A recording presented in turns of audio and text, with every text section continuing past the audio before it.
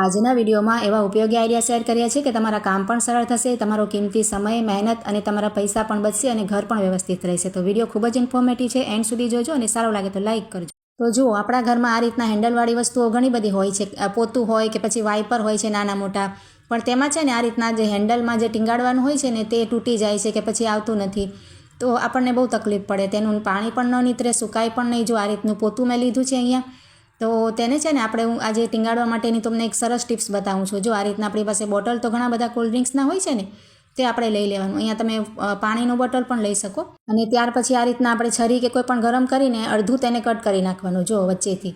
અને આ રીતને જે ઢાંકણનો ભાગ હોય છે ને તેને આપણે ઉપયોગમાં લેવાનું છે. તો અહીંયા ઢાંકણમાં પણ આપણે એક હોલ કરવાનો છે. ખીલી વગેરે આ રીતે ગરમ કરી અને એક નાનકડો હોલ આપણે કરી લેવાનું. અને ત્યાર પછી એક દોરી આ રીતની આપણે કોઈ પણ લઈ લેવાની. જો નાળા દોરી હોય કે પછી આ રીતના પાયજામાની દોરી મેં અહીંયા લીધી છે નરમ, તો નરમ દોરી લઈએ ને તો આ રીતના તેમાં પરોવાઈ જાય. જો આપણે હોલ કર્યો છે તેમાં બંને આપણે છેડા તેના કાઢી લેવાના. અને ત્યાર પછી નીચે ગાંઠ લગાવી દઈએ એટલે દોરી નીકળે નહીં. જુઓ, એક બે ગાંઠ આપણે આ રીતે મારી અને તમારે જેટલું પણ ટીંગાડવાની દોરી રાખવી હોય એ રીતના રાખી દેવાની. ત્યાર પછી આ બોટલનું ઢાંકણ આપણે તેમાં સરસ કઠણ રીતે લગાવી દેવાનું, બંધ કરી દેવાનું. આ રીતે જુઓ, આ રીતે તૈયાર થઈ જશે તમારી.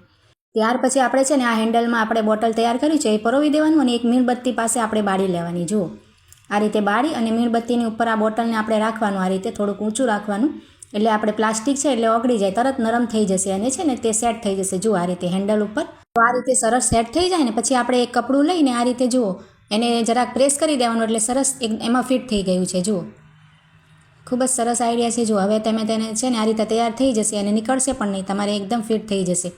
હવે તમે તેને ક્યાંય પણ ટીંગાડી શકો. તેમ તમારે બાલ્કનીમાં ટીંગાડવું હોય, ખીલીમાં કે પછી આ રીતની ખીટી લાગેલી હોય ક્યાંય પણ, જુઓ કિચનમાં કે પછી બારે તમે ફળિયામાં ટીંગાડી શકો, ક્યાંય પણ ટીંગાડી શકશો. જુઓ, તમને અહીંયા બાલ્કનીમાં પણ લગાવીને બતાવું છું. જો અહીંયા ખીલી કે હૂક હોય તેમાં ટીંગાડી શકાય. તો આઈડિયા સારો લાગ્યો તો લાઇક કરજો અને કમેન્ટમાં જરૂરથી બતાવજો. ત્યાર પછી જો આ રીતના વેલણ હોય છે ને, આપણે જૂના થઈ જતા હોય, આ રીતના પોલિશ નીકળી જાય કે પછી થોડાક અમથા ઉખડી ગયા હોય. જો આ રીતના મારું એકદમ જૂનું થઈ ગયું છે, ઘણા ટાઈમ પહેલાંનું છે.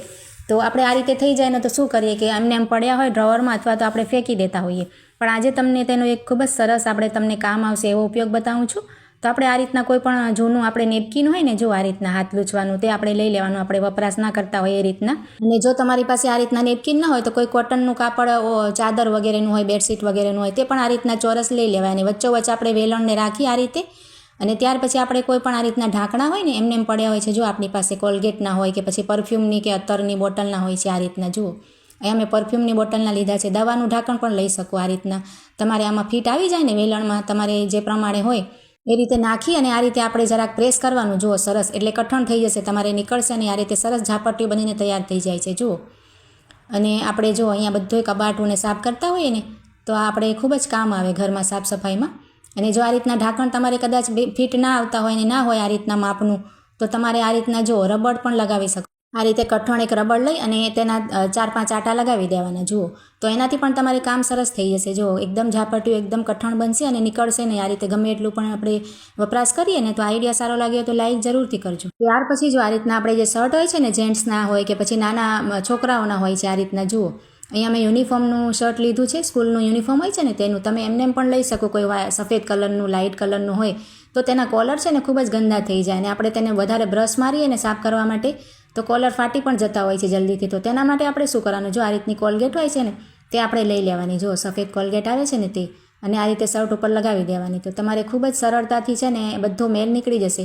ત્યાર પછી જો આ રીતના કોઈ જૂનું બ્રશ આપણે વપરાશ ના કરતા એ રીતે લઈ અને તેને ભીનું કરી લેવાનું બ્રશને. અને તમે આ રીતે 2-3 મિનિટ કરશો ને તો તમારે કોલર ખૂબ જ સરળતાથી સાફ થઈ જશે. તમારે સાબુ, સરફ કે પછી બ્રશ પણ નહીં મારવો પડે અને એકદમ ઓછી મહેનતે અને સમય પણ એકદમ ઓછો લાગશે. જો આ રીતે તમે ટ્રાય કરજો. તો આ રીતે આપણે બ્રશ ભીનું કરી પાણીવાળું અને ત્યાર પછી આ રીતે તેને ઘસવાનું. જુઓ, હળવા હાથે જ ઘસવાનું છે આપણે. અને 2-3 મિનિટ સુધી આપણે છે ને તેને રાખી દેશો ને તમે તો ખૂબ જ સરસ રિઝલ્ટ મળશે તમને. જુઓ, આ રીતે લગાવી અને આ 2-3 મિનિટ જ મેં રાખ્યું છે. જુઓ અહીંયા, અને સુકાઈ ગયું છે. તો હવે હું તમને પાણી નાખીને પણ બતાવું છું. આ રીતે જુઓ, એમને એમ જ આપણે જોઈ શકાય છે કે દાગ બધા નીકળી ગયા છે. મેલ એકદમ દૂર થઈ જશે કોલગેટથી.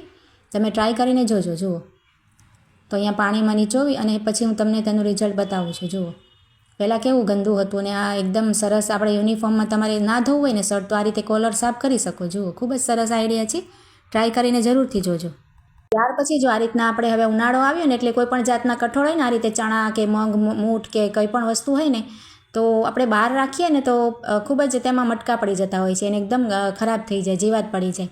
તો તેના માટે આપણે શું કરવાનું, જો આ રીતના જરાક અમથું તેલ લઈ લેવાનું, કોઈ પણ તેલ તમે લઈ શકો આ રીતે જે આપણે રાંધતા હોઈએ તે, અને તેને સરસ રીતે કોટ કરી લેવાનું. જો આ રીતે બધા જે કઠોળના દાણા છે ને તેમાં લાગી જવું જોઈએ તેલ.